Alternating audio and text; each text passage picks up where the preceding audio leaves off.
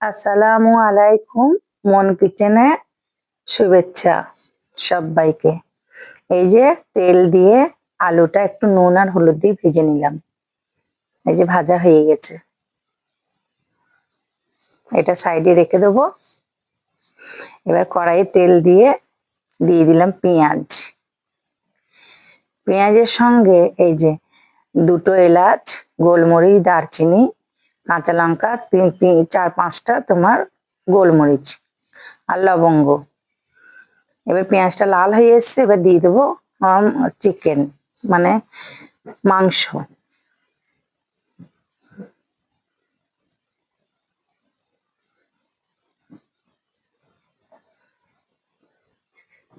এবার দিয়ে দিলাম আদা রসুনের পেস্ট, একসঙ্গেই করা ছিল, দিয়ে দিলাম।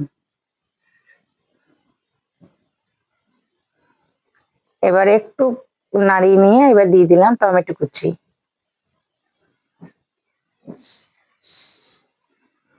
এবার টমেটো কুচি দিয়ে ভালো করে নাড়াচাড়া করে এই যে ঘুরে এলাম।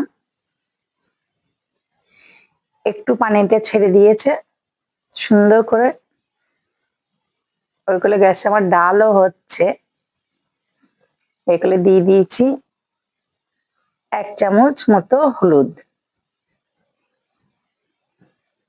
দিয়ে দিলাম শুকনো লঙ্কা, লঙ্কা গুঁড়োটা দিয়ে দিলাম। এবার দিয়ে দেবো জিরে ধনে। জিরে ধনেটা আমি সবসময়তেই বলেছি আমার একটু বেশি লাগে, আর হলুদ গুঁড়ো খুব কম লাগে। দিয়ে দিলাম ধনে পাতা। ধনে পাতাটা আমি নামাবার মুখে দিই না, কাঁচা থাকলে একটু কেমন লাগে, এই সময় দিলে একটু মিশে যায়, খুবই টেস্টি লাগে, খুব ভালো লাগে। এবার ঢাকা দিয়ে এই যে তেল ছেড়ে দিয়েছে, কি সুন্দর হয়েছে।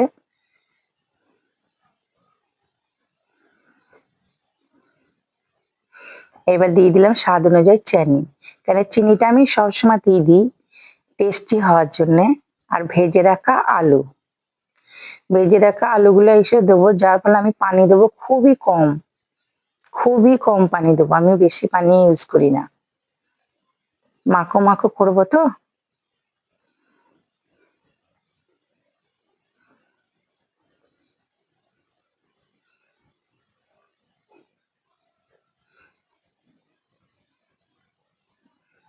5 মিনিট পর ফিরে আসছি।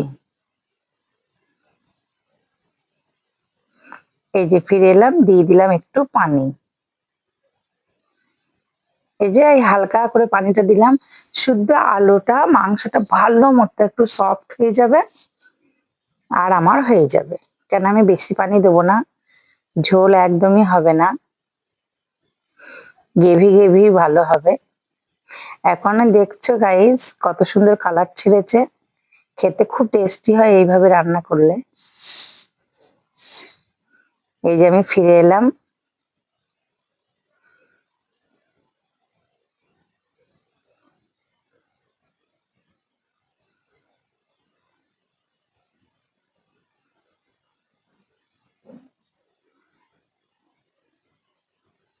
ব্যাস আমার কমপ্লিট। এবার আমি ঢেলে দেখিয়ে দিলাম, দেখো কত সুন্দর হয়েছে, খুবই টেস্টি হয়েছে। তো তোমরা অবশ্যই আমাকে কমেন্টে লিখবে যে কেমন হয়েছে, আর তোমরা কিভাবে করো অবশ্যই আমাকে কমেন্টে লিখে বলবে। তোমাদের মতো করার আমি চেষ্টা করব। চলো টাটা, বাই।